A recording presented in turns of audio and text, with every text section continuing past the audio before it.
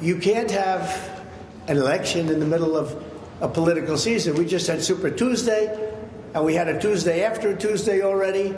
Donald Trump snapped and was visibly disoriented, saying things that make no sense grammatically or syntactically in a really strange press conference that he gave after leaving court yesterday, where the judge, the appellate judge, said he can pay 60% less in terms of the bond and get 10 additional days. Trump was asked by a reporter, now that the bond has been reduced, are you going to start putting money into your campaign, which has been going to legal fees? And Trump says it's none of your business. Take a look at this. You mentioned the cash you have. You said on Friday it's something like $500 million. You intended to put some of that into the campaign. Now that the bond's been reduced, are you going to start putting money into your campaign? You haven't done that since 2016. Well, first of all, it's none of your business. I mean, frankly, but I might do that. I have the option. But if I have to spend $500 million on a bond, I wouldn't have that option. I'd have to start selling things. I don't have to sell anything because it's a phenomenal company. Look, I built a phenomenal company. Someday they'll actually report that. All right. So then he goes into his normal stuff, but he says to the reporter, that's none of your business. Trump then starting to glitch, which may or may not shock you, arguing you can't have an election in the middle of a political season. You're just not allowed to do it. What? Say again? Done before in this country. You can't have an election in the middle of a political season. We just had Super Tuesday, and we had a Tuesday after Tuesday already, and we had Louisiana. You can't have an election in the middle of a political season. I'm guessing what Trump meant to say is you can't have a trial in the middle of an election season, but we know that it's always either we can't do this now because I'm president, we can't do this now because I'm running for re-election, we can't do this now because I'm no longer in office, we can't do this now because I might run again, we can't do this now because I'm running again, we can't do this now because I'm the presumptive nominee.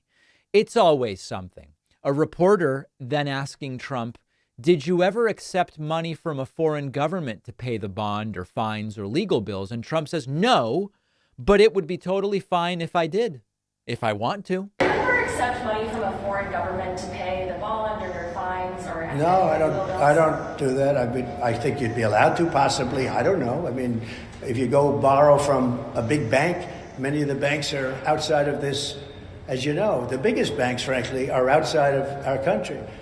So you could do that, but I don't need to borrow money. I have a lot of money. I built a great company, but I don't want to have a crooked judge named Engoron and a crooked, horrible, the worst, I would say without question, attorney general in the country. Ever. He's got the worst. Everybody's just so unfair. Now, remember, Trump says he's got all this money. He doesn't need any money, but his own lawyers filed something saying he doesn't have the money.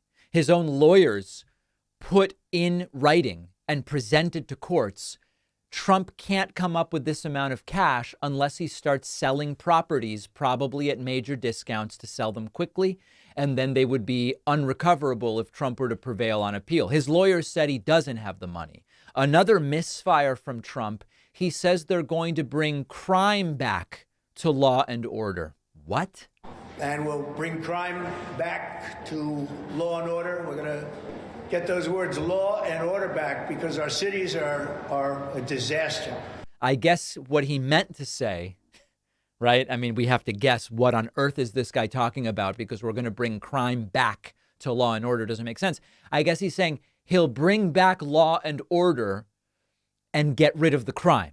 I'm guessing here because it's really hard to know what this guy's talking about as he continues to decline. By the way, crime is down overall. Violent crime is down overall. Property crime is down overall. Murder is down overall. It's down. Hate crimes against Jews are up significantly. But I rarely hear Trump mention that issue. Trump then again wrongly asserts that when his house was raided, it was illegal. An FBI, they raided my house in violation of a thing called the Fourth Amendment. Not allowed to do that. They raided my house in Florida, Mar-a-Lago. No notice, no nothing. They raided it. I can't believe it. Everything there is a lie. No notice. They were insisting for months. Give us back the documents, Donnie boy. We need those documents. And rather than comply, Trump hid the documents. It's against the Fourth Amendment. No, they had every right. They crossed every T and dotted every I in order to get what they needed in place. We know that they waited. Again, two-tier justice system. The FBI waited months, a benefit they would not give people who were not in Trump's position of power. And of course, they had a search warrant. They had absolutely everything they needed. And then lastly here is Trump asked, do you plan to testify in any of these forthcoming trials? And Trump says, I don't know that there will be any trials. Sir, but back to the trial here in 3 weeks. Do you plan to testify? And are you concerned? Which hearing? The trial here. I don't know that you're going to have the trial. I don't know how you can have a trial like this in the middle of an election, a presidential election. And this is a Biden trial. These are all Biden trials because Colangelo worked for Biden. Remember that there's no evidence linking Joe Biden to any of this. Can you imagine they take a guy out of DOJ and they put him into the Attorney General's office and then into the Manhattan DA's office to go after Trump? These are all Biden trials, so I don't know that you're going to have it. I think we're going to get some court rulings. Yeah, please. All right. So the question, of course, was, do you plan to testify in any of these trials? And Trump says, I don't believe that there are going to be trials. The first trial has been scheduled for April 15th, which is just like 2 weeks from now. So again, Teflon Don, he seems to always squeak something out at the end. Unless something changes, there will be a trial starting April 15th. Will Trump testify? I don't know. My guess is his lawyers will not want him to. I've had such trouble finding a great razor where I am not cutting myself or getting those nicks on my skin, which are so common with the cheap disposable razors. You have to meet our sponsor, Henson Shaving.